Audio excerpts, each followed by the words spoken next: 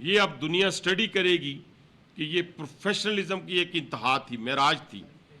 اور میں اپنے ان کمانڈوز کو، اپنے ان فوجی جوانوں کو سلوٹ پیش کرتا ہوں، خراج تحسین پیش کرتا ہوں، جنہوں نے کم سے کم، میں سمجھتا ہوں کہ یہ 26-27 کی فگر جو ہے یہ بہت زیادہ ہے، یہ بھی بہت زیادہ ہے. ایک جان کی قیمت جو ہے وہ بہت بڑی ہے. ایک انسان کا قتل پوری انسانیت کا قتل ہے، اور ایک جان کی قیمت کوئی قیمت ہی نہیں ہے. جیسے بہت سارے انٹلیکچوئلس، سو کالڈ انٹلیکچوئلس کہتے ہیں نا جی کہ فلاں جو ہے وہ اپنے پلاٹس کی خاطر، پیسوں کی خاطر وہ اپنی جان دیتے ہیں. تو کیا میں پہلے بھی اعلان کر چکا ہوں، آپ کے میڈیا کے ذریعے بھی اعلان کرتا ہوں کہ میں اپنی مرضی کا اس کو پلاٹ دوں گا.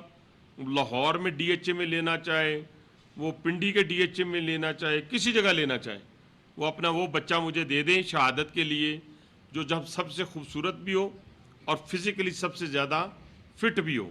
کوئی نہیں دے گا، کوئی اربوں میں نہیں دے گا، کوئی خربوں میں نہیں دے گا. تو اس لیے جانوں کی کوئی قیمت نہیں ہے.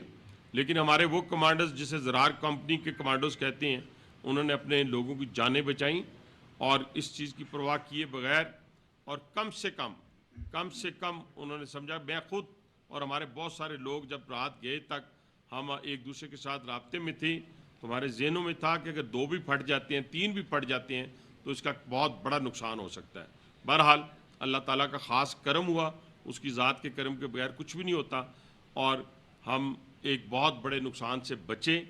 لیکن میں یہ کہنا چاہتا ہوں کہ انشاءاللہ تعالیٰ جو لوگ جو اس دہشت گردی میں ملوث تھے، بہت سارے مارے گئے ہیں، بہت سارے ماسٹر مائنڈ رہتے ہیں.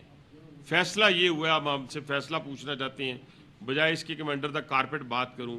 نیشنل سیکیورٹی کے اجلاس میں بھی فیصلہ ہوا ہے اور حکومتی سطح کے اوپر بھی فیصلہ ہوا ہے کہ اب جو بھی دہشت گرد ہوگا، جہاں ہوگا وہاں اس کا پیچھا کیا جائے گا. اور اگر وہ یہاں سے نکل کے کسی جگہ اور جاتا ہے، ہماری ملک سے باہر چلا جاتا ہے، تو وہاں بھی اس کو جا کے اس کا مقابلہ کیا جائے گا.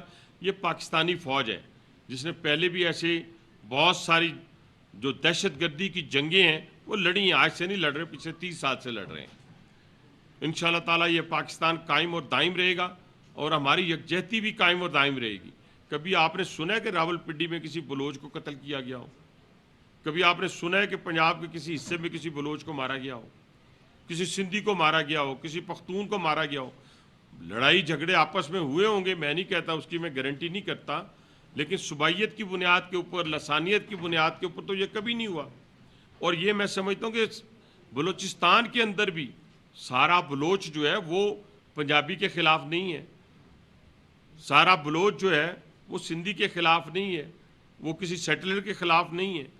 چند لوگ ہیں جو یہ تصور کرتے ہیں اغیار کے ہاتھوں میں کھیل رہے ہیں، وہ یہ پسماندگی کا رونا روئیں یا جو مرضی کریں اس بنیاد کے اوپر یہ. لیکن دشمن کو کامیابی حاصل اس لیے نہیں ہوئی کہ 50% بلوچ آپ کا جو ہے وہ سندھ میں اور پنجاب میں ہے. 50% بلوچ، 40% وہ ہے سندھ کے اندر، 10% ہے وہ پنجاب کے اندر، باقی 50% ہے وہ بلوچستان کے اندر. لیکن آپ نے کبھی سندھ میں اور پنجاب کے اندر کبھی یہ لڑائی آپ نے نہیں دیکھی ہوگی، اور انشاءاللہ ہوگی بھی نہیں. دشمن کے جو عزائم ہیں ان کو ہم انشاءاللہ کامیاب بھی نہیں ہونے دیں گے. جعفر ایکسپریس کے اوپر جو حملہ ہوا اس کے اوپر سیکیورٹی فورسز نے بھی آپ کو اس کے بارے میں بتایا ہوگا، میں اس کی ڈیٹیل میں نہیں جانا چاہتا. لیکن